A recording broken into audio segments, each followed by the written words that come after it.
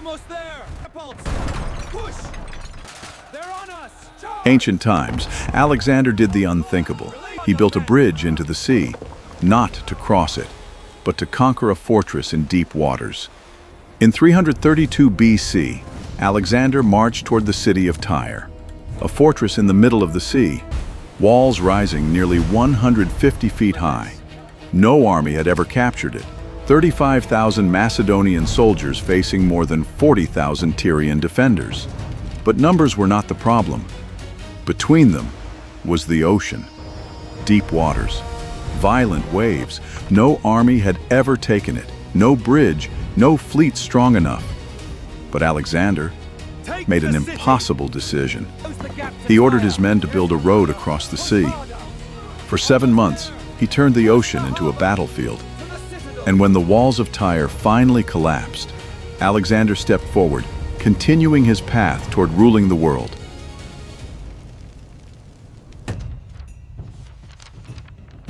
By 332 BC, Alexander the Great had already begun to change the world.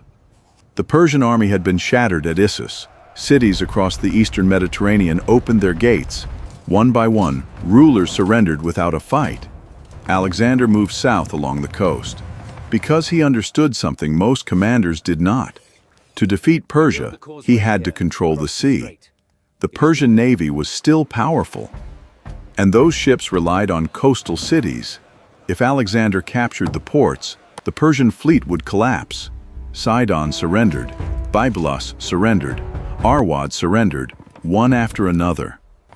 The gates opened until Alexander reached Tyre, and everything changed. Tyre was not like the other cities. It was older, richer, stronger. For centuries, Tyre had dominated Mediterranean trade. Its ships sailed across the known world. Its walls had never been broken. But what made Tyre nearly impossible to conquer was its location. The city stood on an island, half a mile from the mainland. Deep water surrounded it on all sides. Powerful waves crashed against its walls. The walls themselves rose nearly 150 feet above the sea. From a distance, Tyre looked untouchable, and the Tyrians believed exactly that.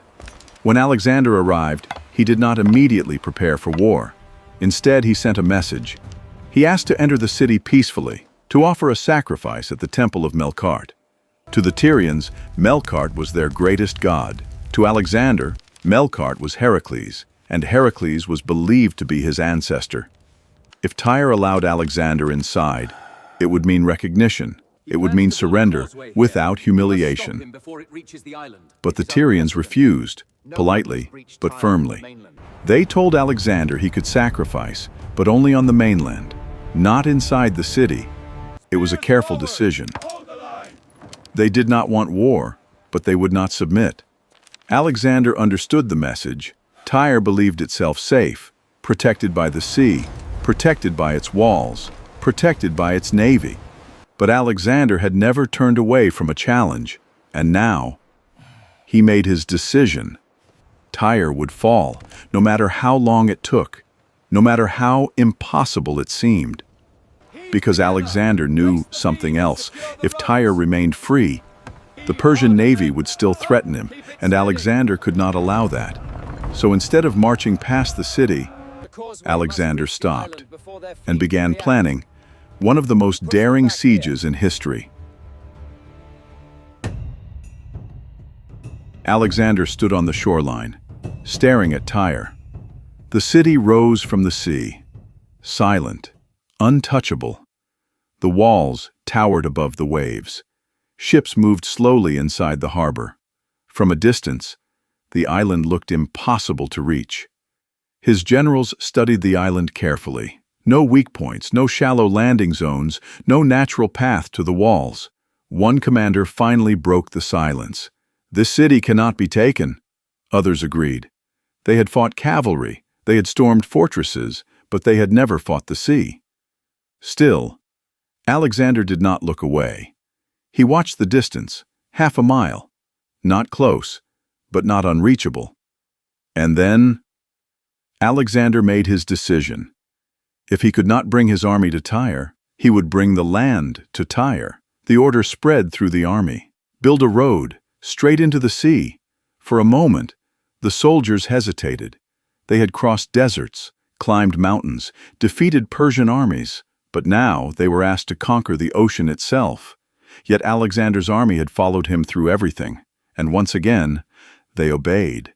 Trees were cut down, stone was gathered, the ruins of old buildings on the mainland were torn apart. Everything was thrown into the water, day after day. The causeway slowly pushed forward. At first, the work moved quickly. The water near shore was shallow. Soldiers worked in long lines, stone after stone. The road expanded. The army began to believe it might work. But Tyre was watching. And soon, the defenders reacted. Archers appeared along the walls. Slingers took position. Tyrian ships began moving closer. Arrows rained down on Macedonian workers. Stones crashed into men below. Some soldiers fell into the sea. Others kept building. Alexander pushed harder. He ordered massive siege towers built, huge wooden towers, mounted on wheels, slowly rolled forward along the growing road. From the top, Macedonian archers fired back. For the first time, Tyre felt pressure. The road crept closer. The towers grew taller. The defenders began to worry. Then, Tyre struck back. Tyrian ships filled with dry wood, oil, and pitch sailed toward the towers. The wind shifted.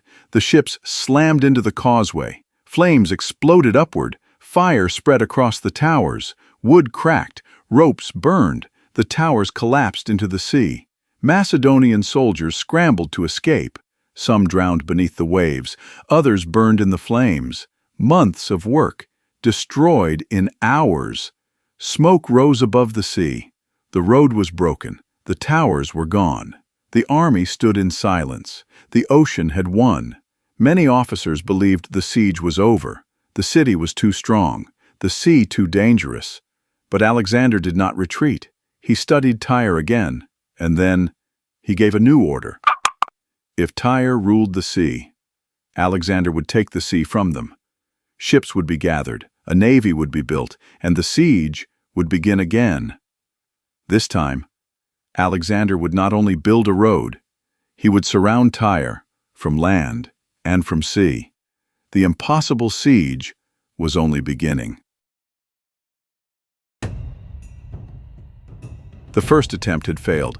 The towers burned. The road collapsed. The sea swallowed months of work. Smoke still drifted over the water. Broken timber floated in the waves. The unfinished causeway disappeared beneath the tide. Many officers believed the siege was over. Tyre was too far, the sea too dangerous, the losses too heavy. But Alexander refused to leave. Instead, he changed the war. If Tyre controlled the sea, then Alexander would take the sea.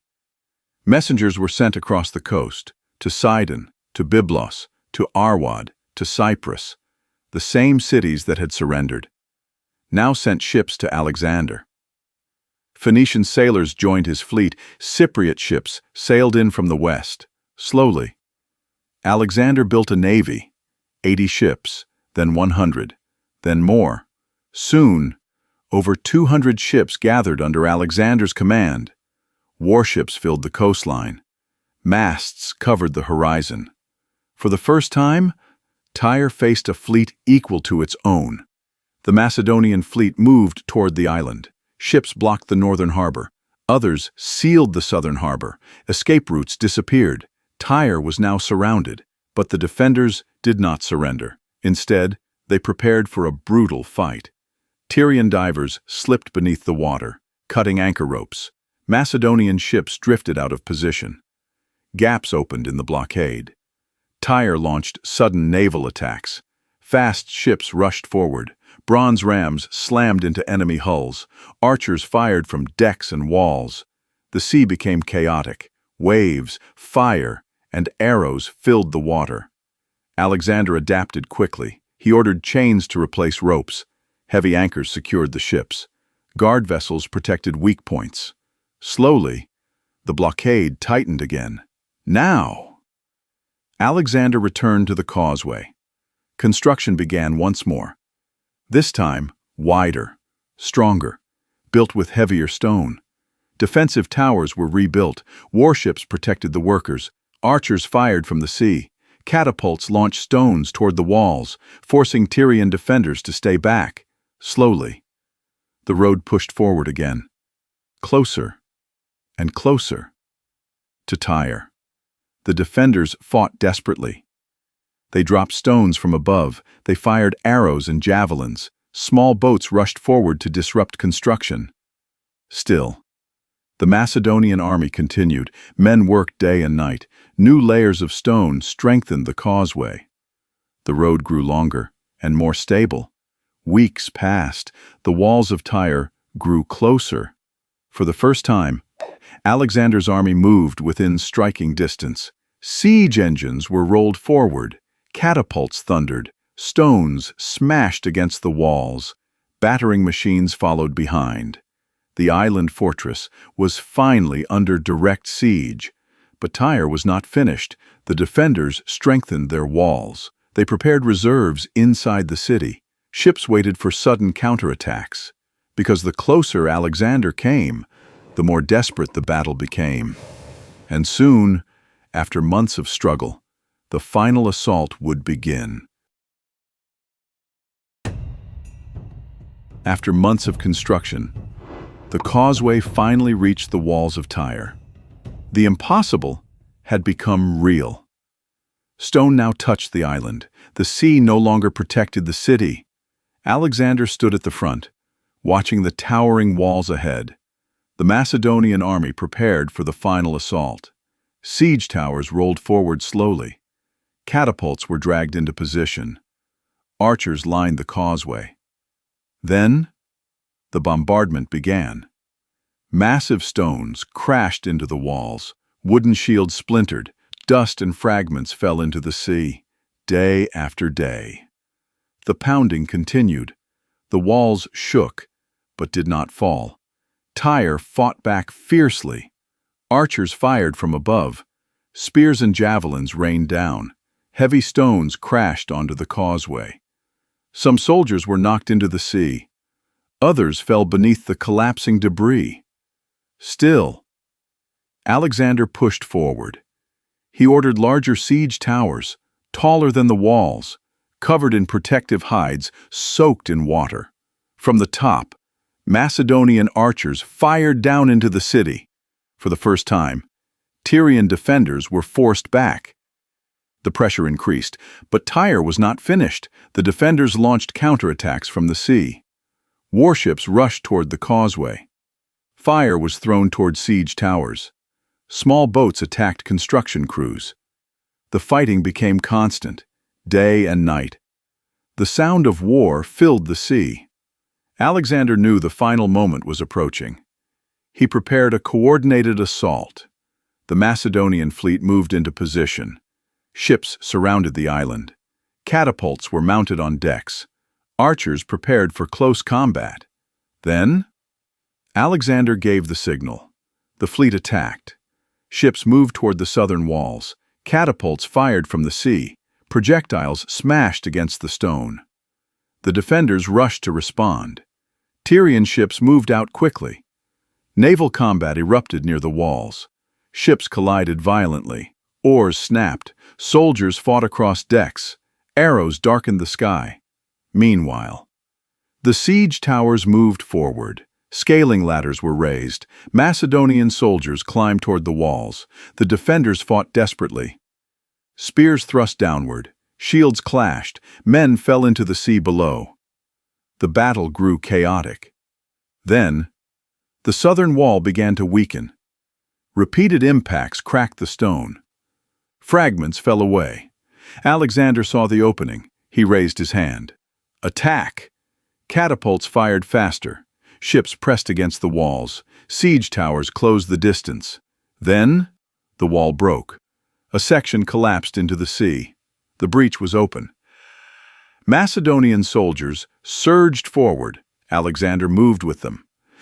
The first soldiers crossed the broken wall. Close combat erupted immediately. Swords clashed, shields slammed together. The fighting turned brutal and desperate.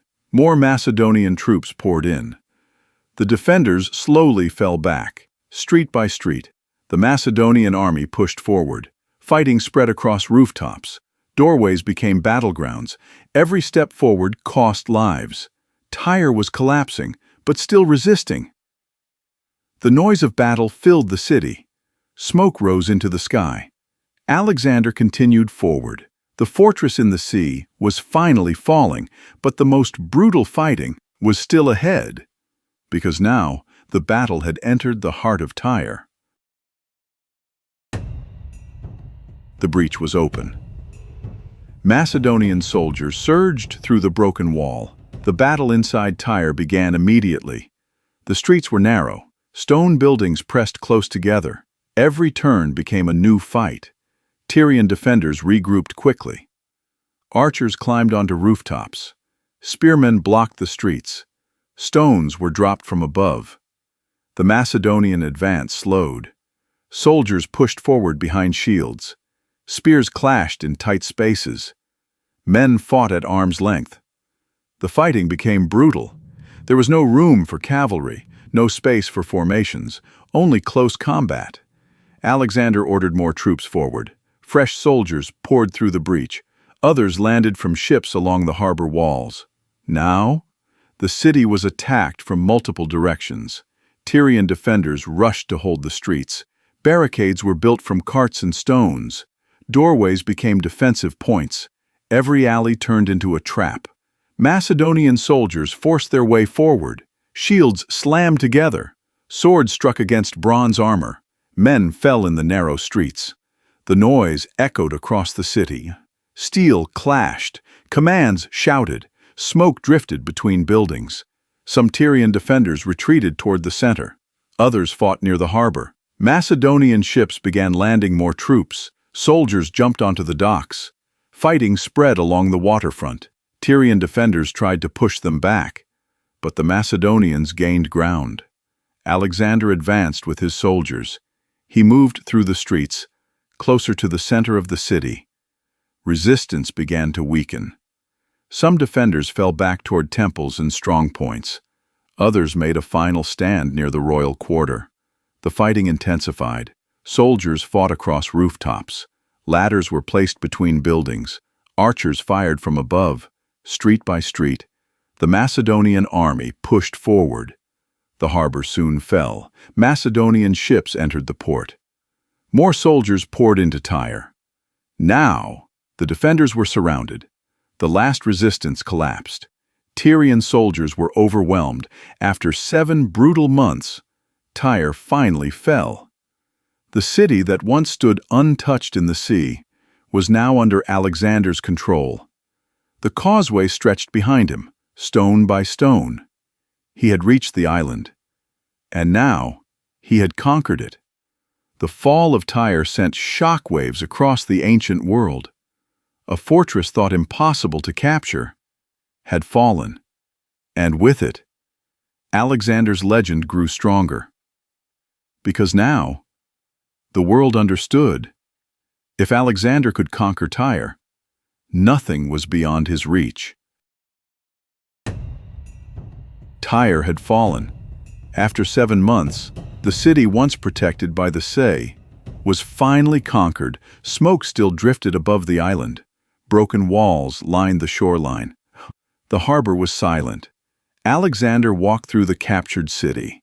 The fortress that once seemed impossible to reach was now under his control, stone by stone. He had crossed the sea. And with Tyre, Alexander sent a message to the world. No walls were too high, no sea was too wide, no city was beyond his reach. News of Tyre's fall spread quickly. Cities began to surrender. Resistance weakened. The Persian Empire began to crumble. Soon after, Egypt opened its gates to Alexander. Without a fight, the victory at Tyre had changed everything. It secured the coast, it weakened Persia, it opened the road to empire. But more than anything, Tyre proved one thing. Alexander did not just defeat armies, he conquered the impossible. And from that moment, the world understood Alexander the Great was unstoppable.